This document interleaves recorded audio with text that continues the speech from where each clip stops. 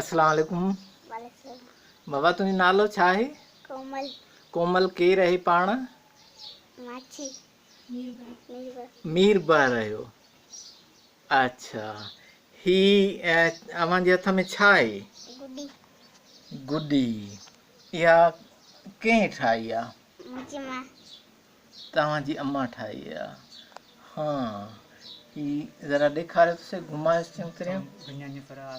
आस्ते आस्ते ही थोरो थोरो फिराईंदो वञे आस्ते आस्ते। ओके मूंखे ॾे। ही स्टाइल आहे।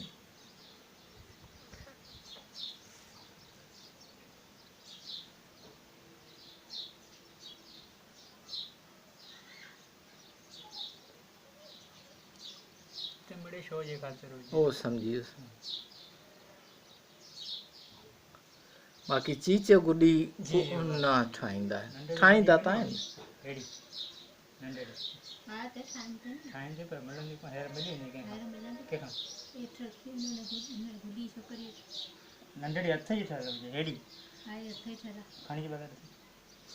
चीच वारी गुडी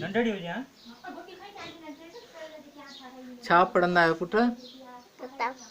कहिड़ो किताब? पेरियारो। पहिरियों। अच्छा ही अव्हां हिननि गुॾनि सां खेॾंदा आहियो, हिन जो को नालो आहे मख़सूस? हिन जो नालो को? बोध गुडी। बोध गुडी। बोध गुडी। बोध गुडी चवंदा आहियो हिनखे। बोध छा आहे उहो? अच्छा अच्छा हिनखे बोध गुडी सॾियो थो वञे। मम्मी। अच्छा अच्छा सही।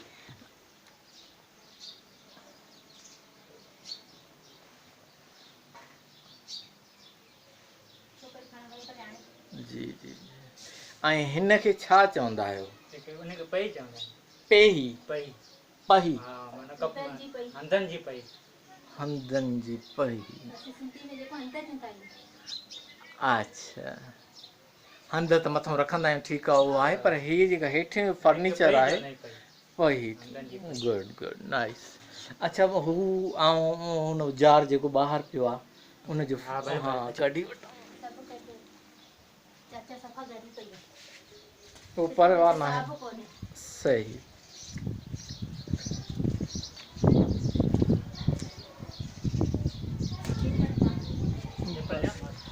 न न बस काढ़ो काढ़ो, तोखे न थींदी तकलीफ़?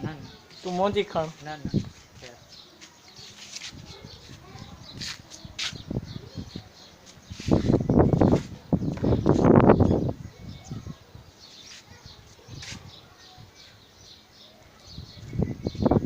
अस्सलाम वालेकुम बाबा। हाँ न अचो हेॾां।